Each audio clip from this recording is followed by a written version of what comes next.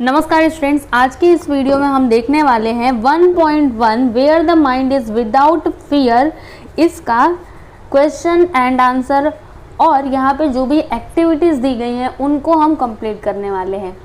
Okay, so let's start. चलो warming up में देखना, first one, pair up with your partner and match the terms with their given meanings. देखो आपको क्या करना है ना, आपके पार्टनर के साथ, मतलब आपका कोई क्लासमेट होगा उसके साथ मिलकर के क्या करना है।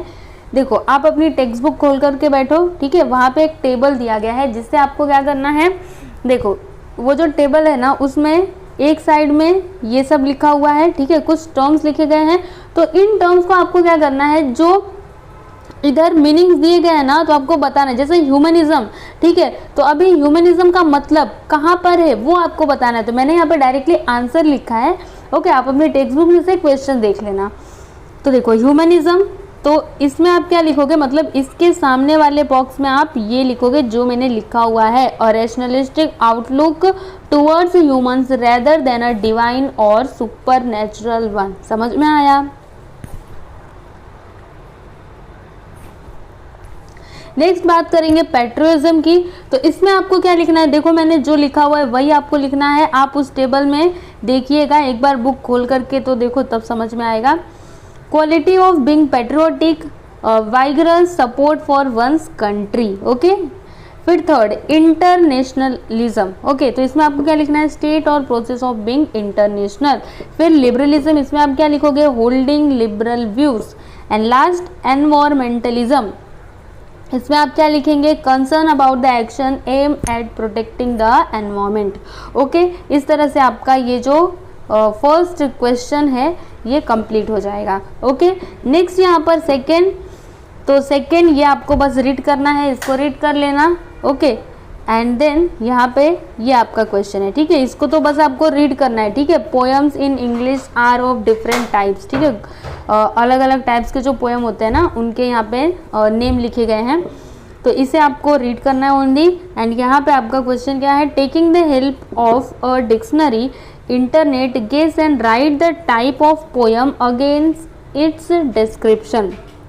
मतलब क्या हुआ इसका, देखो यहाँ पर ये देखो कुछ ना लाइंस दी गई हैं, तो आपको बताना है कि आपको टाइप ऑफ पोएम बताना है। जैसे अलग अलग टाइप के पोएम्स होते हैं ना, उनके बारे में आपको बताना है, मतलब उनके बारे में नहीं बताना है, only you have to write the name. Okay, first one is a long story poem often mythical. तो ये कैसा पोएम होता है, एपिक पोएम होता है, जो यहाँ पर लिखा हुआ है। समझ में आया।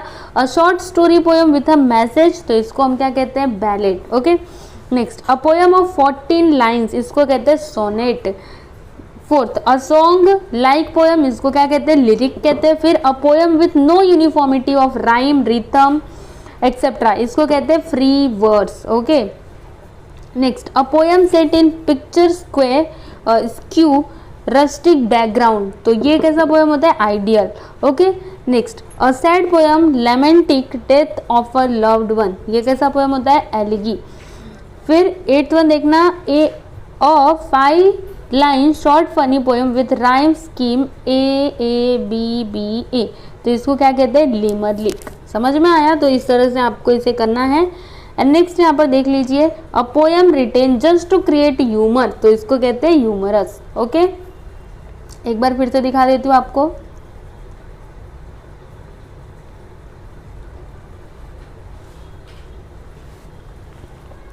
चलो आगे चलते हैं। तो यहाँ पे है इंग्लिश वर्कशॉप। अभी इसमें फर्स्ट वन देखिएगा क्या दिया गया है कि in your notebook write down lines from the poem as a proof for the following. देखो स्टूडेंट्स, आपको यहाँ पर क्या करना है, यहाँ पे ये जो लाइंस दी गई है ना, ठीक है, ये देखो जैसे Tagore wishes for a nation where people are truthful, ठीक है, तो ये जो मैसेज है, ठीक है, इसका प्रूफ आपको पोएम की कोई लाइन लिख करके बताना है। समझ में आ रहा है। चलो मैं आपको एक पढ़ करके बताती हूँ, फिर आपको समझ में आएगा। देखो ये यहाँ पर क्या है, Tagore wishes for a nation where people are truthful. देखो जो टैगोर हैं ये क्या विश करते हैं, मतलब एक ऐसे देश की कल्पना करते हैं, मतलब एक ऐसा देश चाहते हैं जहाँ पे सभी लोग क्या हो, ट्रूथफुल हो। ओके, तो ये लाइन को आपको कौन बता रहा है, मतलब पोएम में से कौन सी लाइंस कौन सी लाइन है जो इस बात को बता रही है, तो वो लाइन है देखो यहाँ पे, where words come out from the depth of truth. समझ में आ रहा है क्या बताने की मैं कोशिश कर रही हूँ। चलो नेक्स्ट देखो, the poet would like everyone to work hard to reach their goal and in long run to reach perfection.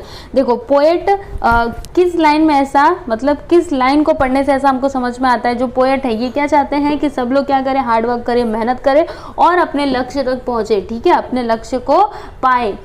तो कौन सी लाइन बता रही है, देखो यहाँ पे लिखा हुआ है, where tireless striving stretches its arms towards perfection. ठीक है, ये जो लाइन्स यहाँ पे लिखी गई है ना, ये वाली फिर ये वाली, ये ना पोएम की ही लाइन्स है। अगर आपने पोएम पढ़ा होगा तो आपको याद आ रहा होगा। Okay, next C, the poet wishes that everyone in his country holds his head high in dignity. अभी ये बात कौन सी लाइन बता रही है कि सब लोग मतलब जो पोएट है वो ऐसे देश चाहते हैं जहाँ पे सब लोग अपना सिर कैसे ऊंचा रखे, ठीक है, स्थान में ऊंचा रखे, नीचा ना होने दे। तो कौन सी लाइन बता रही है, where the mind is without fear and the head is held high. ठीक है, ये वाली लाइन।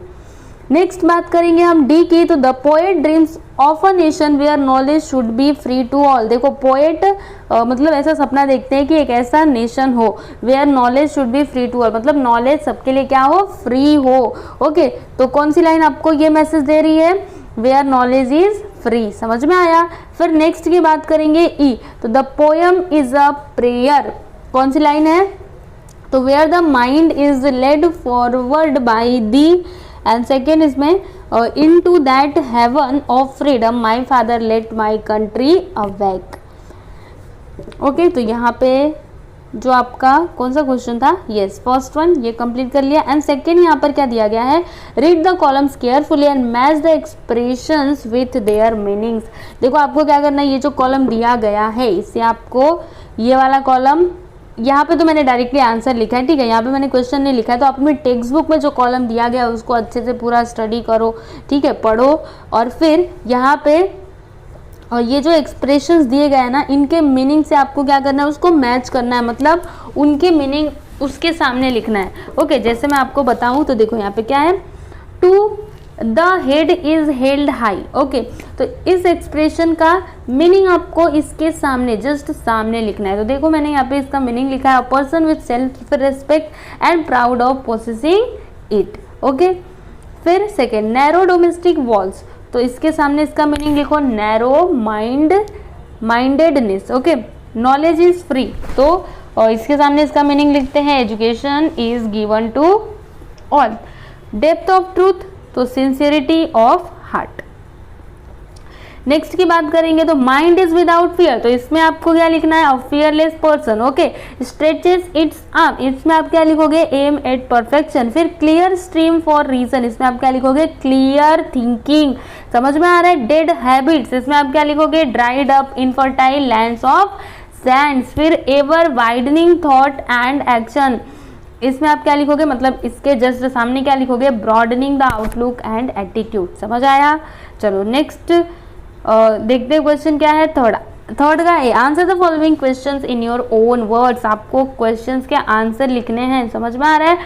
तो यहाँ पर ए है, how is the world broken into fragments, मतलब ये जो वर्ल्ड है ये कैसे, फ्रैगमेंट मतलब छोटे छोटे टुकड़ों में बटा हुआ है। ठीक है, तो इसका आंसर देख लो यहाँ पे, the world is broken into fragments by division on the basis of religion, caste, class, race and colour in societies all over the world.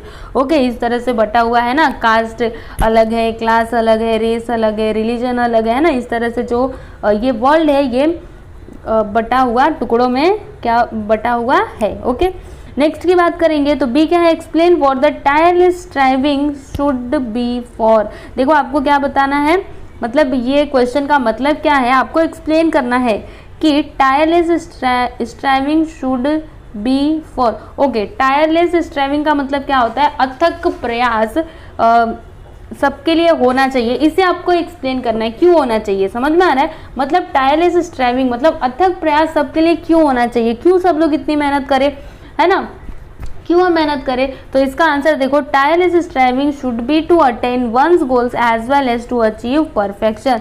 और टायरलेस स्ट्राइविंग क्यों होनी चाहिए? क्योंकि हम अपने गोल को पा सके, क्योंकि जब तक हम मेहनत नहीं करेंगे तब तक हमको हमारा लक्ष्य नहीं मिलने वाला। इसलिए आपको क्या करनी चाहिए बच्चों? मेहनत करनी चाहिए। एंड सी क्या है? Where words come out from the depth of truth, explain in your own words. अच्छा, इस क्वेश्चन का मतलब क्या हुआ कि जो वर्ड्स है ना वो एक minute, where words come out from the depth of truth, explain in your own words. Okay, जो ट्रूथ वाले वर्ड्स होते हैं वे कहाँ से आते हैं ये आपको बताना है। समझ में आ रहा है? जो जैसे ट्रूथ मतलब क्या होता है? सच्चाई। ठीक है, तो सच्चाई वाले शब्द कहाँ से आते हैं इनके बारे में आपको एक्सप्लेन करना है। आंसर देखो, it means when people speak truthfully and with complete sincerity of heart. समझ में आया आपको? मैं आपको एक बार फिर से बताती हूँ क्योंकि क्वेश्चन बताने में मुझे लगता है कि आपको समझ नहीं आया होगा। देखो यहाँ पे क्या दिया गया है कि where words come out from the depth of truth, मतलब जहाँ से जो वर्ड्स हैं सच्चाई वाले वर्ड्स जहाँ से आते हैं, ठीक है, उसे आपको क्या करना है? एक्सप्लेन करना है। इसे आपको एक्सप्लेन करना है। ठीक है, इसका मतलब क्या हुआ वो आपको बताना है। What is the meaning of these sentence? Okay, you have to explain this sentence.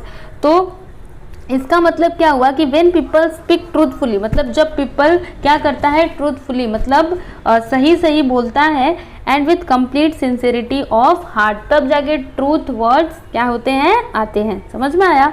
D, who is thee in the poem, what does the poet appeal to thee to do. देखो इस पोएम में दी कौन है और जो poet है वो दी से क्या अपील करते हैं? कौन सी प्रार्थना करते हैं? So the answer is thee is God, the poet wishes God to awaken his country into a heaven of freedom.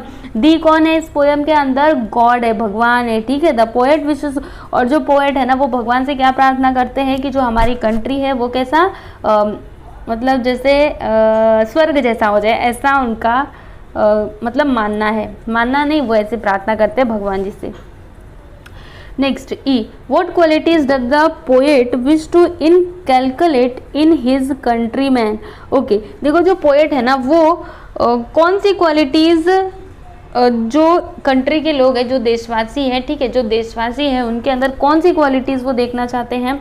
So the answer is the following are some of the qualities which the poet wished to inculcate in his countrymen. कौन कौन सी qualities है? First one, he wishes his countrymen to be educated for what is right or wrong. वो क्या चाहते हैं कि हमारी country के जो देश, हमारे जो देशवासी हैं वो कैसे हो? एजुकेटेड हो, जिससे वो राइट और रॉन्ग को समझ सके, वो समझ सके कि बुरा क्या है, सही बुरा क्या है, गलत क्या है। ठीक है, ये सारी चीज़ें। फिर second, the poet wishes that his countryman strive towards their goals without stopping. और फिर पोएट क्या चाहते हैं कि जो उनके देशवासी हैं वो अपने गोल, अपने लक्ष्य को पाने के लिए क्या करें? मेहनत करें। ठीक है।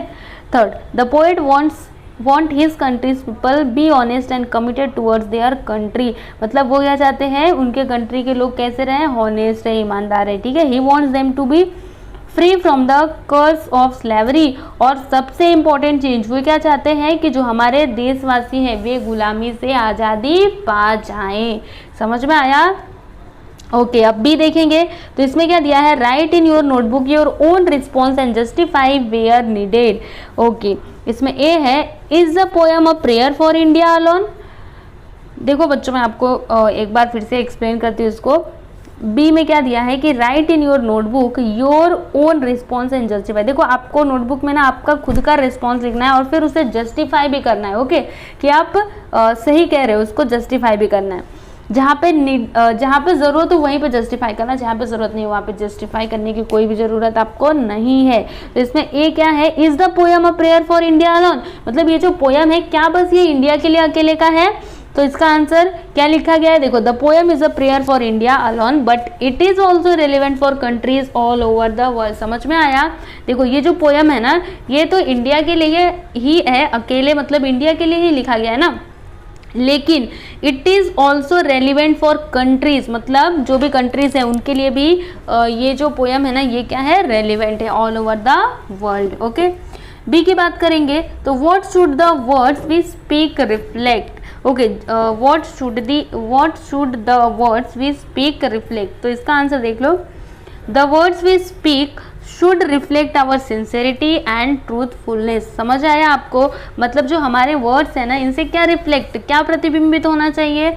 सो द आंसर, मतलब जो हमारे जो वर्ड्स हैं इनसे क्या रिफ्लेक्ट होना चाहिए, इसका आंसर देखो यहाँ पे, the words we speak should reflect our sincerity, मतलब हमारे सिंसेरिटी को दिखाने चाहिए एंड ट्रूथफुलनेस को दिखाने चाहिए। समझ में आ रहा है बच्चों आपको?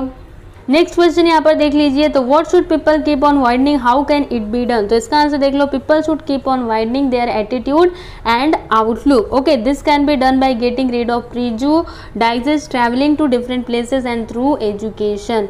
ओके, नेक्स्ट क्वेश्चन यहाँ पर देखेंगे D, from what darkness of night should our nation awake? So the answer is our nation should awaken from the darkness of prejudices, division of society, old traditional rituals and customs that are harmful, imparting of knowledge to selected people, insincerity, untruthfulness, fear and lack of self respect. Okay, next question is, what attributes of Rabindranath Tagore does the poem reflect? So the answer is, the poem reflects Rabindranath Tagore's patriotism and love for his country, his clear thinking, his broad outlook, his scientific attitude and his emphasis on hard work. Okay students, next question is, what effect does the repetition of the word where at the beginning of each line? So the answer is, the repetition of the word where at the beginning of each line gives a musical touch to the poem. Okay, अब यहाँ पे fourth question देखिएगा, read the poem carefully and complete the table after the discussion in pairs, one is done for you. देखो students, आपको क्या करना है, ये जो पोएम दिया गया है 1.1, इसे आपको एकदम अच्छे से केयरफुली रीड करना है एंड ये जो यहाँ पे टेबल दिया गया है इसे आपको क्या करना है, कंप्लीट करना है। ओके, तो चलो देखते हैं यहाँ पे concept in the poem. Okay, mind, present situation क्या है, mind is full of fear, मतलब जो दिमाग है वो किससे भरा हुआ है, डर से भरा हुआ है। एक्सपेक्टेड सिचुएशन, मतलब यहाँ पे पोएट क्या एक्सपेक्ट करते हैं कि माइंड कैसा होना चाहिए, फियरलेस माइंड होना चाहिए, मतलब माइंड में डर नहीं होना चाहिए। हेड इज बोव डाउन, मतलब आज हेड क्या हुए हैं, प्रेजेंट सिचुएशन इज, जो हेड है वो झुके हुए हैं। और expected situation, head is held high, मतलब जो हेड है वो कैसा होना चाहिए, हाई होना चाहिए, झुका हुआ बिल्कुल भी नहीं होना चाहिए। थर्ड की बात करेंगे, सो द नॉलेज। ओके, तो प्रेजेंट सिचुएशन क्या है, knowledge is limited to a select few people, मतलब नॉलेज क्या है, लिमिटेड है। And expected situation, knowledge is free and available to all, मतलब नॉलेज कैसा होना चाहिए, सबके लिए फ्री होना चाहिए और सबके लिए अवेलेबल होना चाहिए। वर्ड्स आर इनसिंसियर, आज का ये सिचुएशन है, and expected situation is words are truthful and sincere. Habit, तो अभी प्रेजेंट सिचुएशन देखना, old traditional rituals and customs that are harmful are followed, and expected situation, there is reason and clarity of thought. समझ में आया आपको? Next, thought and action, तो अभी present situation देख लो, thought and actions are determined by a narrow minded attitude, and expected situation क्या है, thoughts and actions are determined by a broad outlook. समझ में आया? इस तरह से आपको ये टेबल कंप्लीट करना है, कंप्लीट कर लेना। नेक्स्ट की बात करेंगे, फिफ्थ का ए, क्या दिया इसमें, complete the following sentences using your own interpretation. Okay, आपको क्या करना है, ये जो सेंटेंसेस दिए गए हैं इन्हें कंप्लीट करना है। First one, when the mind is without fear and the head is unbound, we enjoy complete freedom. Okay students, इसमें आप complete लिखना। ओके, देखो इसका मीनिंग क्या है मैं आपको बता देती हूँ। देखो इसमें क्या बोल रहे हैं कि when the mind is without fear, मतलब जब आपका माइंड क्या होगा, without fear, मतलब जब आपके दिमाग में डर नहीं होगा, and the head is onboard, मतलब जो आपका हेड है वो झुका हुआ नहीं होगा, ऊंचा होगा, देन हम क्या एंजॉय करेंगे, कंप्लीट फ्रीडम, पूरी स्वतंत्रता। Second, when knowledge is free every citizen enjoy the right to, क्या आएगा यहाँ पे, learn and obtain knowledge. Third, we can prevent, क्या आएगा इसमें, social injustice when we pull down discriminatory walls of caste, class, religion etcetera. समझ में आया? हम social justice, we can prevent social injustice, मतलब जो सोशली अन्याय होता है, इसको हम कैसे प्रिवेंट कर सकते हैं? जब हम ये जो दीवार है, जो भेदभाव का दीवार है, जैसे कि कास्ट के आधार पर भेदभाव करना, क्लास कैसा है, उनका रिलीजन अलग है तो उनके साथ भेदभाव करना, जब इन सभी दीवारों को हम तोड़ देंगे देन जो अन्याय होते हैं उनसे हम मतलब प्रिवेंट कर सकते हैं लोगों को। Fourth one is constant effort and strive leads to क्या लिखोगे यहाँ पे? Achieving our goals and to perfection. फिर fifth, logical thinking and reasoning can put a stop to the क्या लिखोगे? To the following of old traditions and customs that are harmful. Okay students, next Tagore appeals to God to make his country जो टैगोर है वो क्या appeal करते हैं? देखो यहाँ पे क्या लिखना है आपको? Heaven where people have good thoughts, say good words and do good actions. B है इसमें फिल इन द ब्लैंक्स, आपको फिल करना है। तो इसमें first student should keep themselves aloof from old harmful traditions, मतलब जो स्टूडेंट्स हैं उनको क्या करना चाहिए? अपने आप जो ओल्ड हार्मफुल ट्रेडिशंस है ना उनसे अपने आप को दूर रखना चाहिए। अलूफ मतलब क्या होता है बच्चों? अलग रखना, ठीक है, उनसे आपको अलग रखना चाहिए। Second, When knowledge is free, everyone will be literate। जब नॉलेज सबके लिए नॉलेज क्या होगा? फ्री होगा तो सब लोग क्या हो जाएंगे? लिटरेट हो जाएंगे, पढ़े लिखे हो जाएंगे।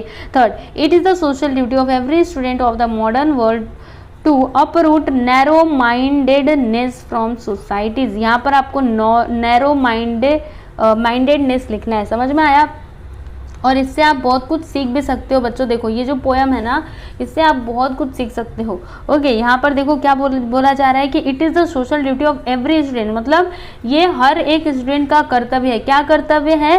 कि देखो modern world to uproot narrow mindedness, मतलब जो नैरो जो मानसिकता है संकीर्ण वाली, ठीक है, नैरो जो माइंडेडनेस है उसको हर एक सोसाइटी से क्या करना चाहिए?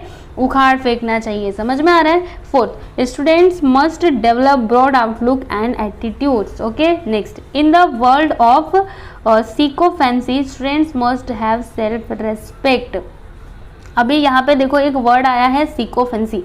अभी इसका मतलब क्या होता है? जैसे समझो आपका कोई फ्रेंड है, ठीक है, वो आपके अंदर जैसे आप कोई बात बोलते हो, ठीक है, तो आपकी हाँ में हाँ मिलाता है। आप कहते हो ऐसा होगा तो वो भी कहेगा हाँ ऐसा होगा, मतलब वो आपको क्या कर रहा है? चढ़ा रहा है, ठीक है। तो ये जो आज का वर्ल्ड है सिकोफेंसी, मतलब हाँ में हाँ लोग मिलाते रहते भले ही आप गलत बात बोलो लेकिन फिर भी बोलेंगे हाँ हाँ। तो इसमें क्या दिया है? In the world of sycophancy student must have self respect, मतलब इस सिकोफेंसी के वर्ल्ड में, युग में जो स्टूडेंट्स है ना इनका क्या होना चाहिए? सेल्फ रेस्पेक्ट होना चाहिए। खुद का सेल्फ रेस्पेक्ट मतलब क्या होता है? आत्मसम्मान होना चाहिए। सिक्स क्वेश्चन की बात करेंगे तो इसमें क्या दिया है? Find out the examples of metaphor from the poem. देखो आपको पोयम में से मेटाफोर के एग्जाम्पल्स लिखने हैं। ओके, तो देखिए यहाँ पे मैंने लिखे हुए हैं दो। Clear stream of reason, here reason has been implicitly compared to a clear stream. Okay, next, dreary desert, sand of dead habit. So here old habits have been implicitly compared to dreary desert sand. Next की बात करेंगे तो seventh one क्या है? Almost every line of the poem begins with the world where and it expects an idealistic country and countryman. Now work in a group of 6 students and compose your poem regarding ideal school. Begin your lines with the word where. देखो students, अगर आपने ये poem पढ़ी है तो आपने देखा होगा कि हर लाइन किससे स्टार्ट हो रही है? एक वर्ड है वेयर, इससे स्टार्ट हो रही है। और यहाँ पे ये एक्सपेक्ट किया जा रहा है एक आइडियलिस्टिक कंट्री के बारे में, है ना। यहाँ पे सब लोग सभ्यता से रहें, अच्छे से रहें, सच बोलने वाले हो, ठीक है। तो इसी तरह से आपको क्या करना है? देखो एक ग्रुप बनाओ 6 स्टूडेंट्स का, फिर आपको क्या करना है? एक पोएम कंपोज करना है, लिखना है आइडियल स्कूल के ऊपर। और आपको आपके जो लाइन्स है ना उसको स्टार्ट करना है with the word where. Okay, तो देखो मैंने यहाँ पे एक छोटा सा पोएम लिखा हुआ है, आप देख लो इसका आंसर, ठीक है। यही आपको भी लिखना है, चाहो तो आप ये लिखो, या फिर अगर आपके जो फ्रेंड्स रहेंगे आप सब मिल करके दूसरा कोई पोएम भी बना सकते हो। इसका आंसर देख लो, ideal school. An ideal school is one where fun games and studies go hand in hand, where teachers come from all over the land, where no punishment is given to one nor any blame, where motivation and encouragement is the name of the game. Okay, चलो next की बात करेंगे तो 8th one, read the poem write an appreciation of the poem in about 12 to 15 sentences with the help of the following points. Use a paragraph format. आपको क्या करना है, poem को रीड करना है, फिर right an appreciation of the poem, मतलब इस पोएम का क्या लिखना है, एप्रिसिएशन, मतलब इसको एप्रिशिएट करना है। ओके, 12 to 15 सेंटेंसेस में यहाँ पे कुछ पॉइंट्स दिए गए, इनका आप यूज़ कर सकते हो। ओके, और ये आपको पैराग्राफ फॉर्मेट में लिखना है। देखो मैंने यहाँ पे लिखा हुआ है, आपको भी यही लिखना है, इसका आंसर यही है। ठीक है, देखो इसका आंसर 2 पेजेस पे है, एक तो इस पे, दूसरा इस पे। तो पहले आप इस पेज पर का देख लीजिए एंड देन मैं आपको आगे का दिखा देती हूँ।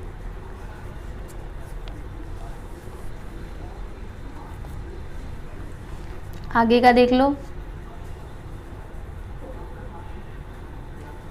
अब 9th वन यहाँ पर क्या है, imagine that you have to deliver a speech on the occasion of Independence Day और the Republic Day in the school assembly.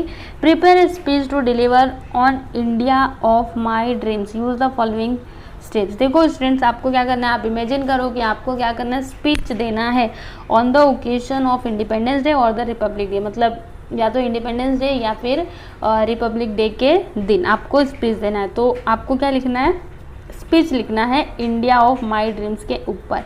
समझ में आया? यहाँ पे कुछ पॉइंट्स दिए गए, इनका आप यूज़ कर सकते हो, मतलब यहाँ पे स्टेप्स दिए गए, जैसे सबसे पहले ग्रीटिंग एंड सैल्यूटेशन होगा, फिर सेल्फ इंट्रोडक्शन। ठीक है, स्पीच में यही सारी चीज़ें तो रहती है ना। सबसे पहले ग्रीटिंग जैसा ग्रीटिंग रहता है, मतलब जैसे हम गुड मॉर्निंग बोलते हैं, है ना, ऐसे करके बोलते हैं। फिर सेल्फ इंट्रोडक्शन, अपना इंट्रोडक्शन देते हैं। Then introduction of the topic, फिर टॉपिक का इंट्रोडक्शन देंगे। And elaboration of the topic with examples, फिर उसको उस टॉपिक को बताएंगे विथ एग्जांपल्स। फिर कंक्लूजन रहता है एंड थैंकिंग ऑडियंस, मतलब फिर बाद में उनको थैंक यू बोल करके हम चले आते हैं ना। स्पीच में यही सारी चीज़ें रहती है ना, यही पॉइंट्स रहते हैं। तो देखो मैंने यहाँ पे एक स्पीच लिखा हुआ है माई ड्रीम इंडिया के ऊपर, ये देखो मैं आपको दिखाती हूँ। ये देखो, पहले आप इतना देखो और ये रहा आगे का। ठीक है, तो इस तरह से यहाँ पर हमने इस लेसन का क्वेश्चन आंसर कंप्लीट कर लिया एंड आई होप कि आपको इस वीडियो से हेल्प मिली होगी। तो स्टूडेंट्स, अगर आपको ये वीडियो अच्छा लगा तो आप प्लीज़ हमारे वीडियो को लाइक करना और अपने फ्रेंड्स को भी शेयर करना। Thank you.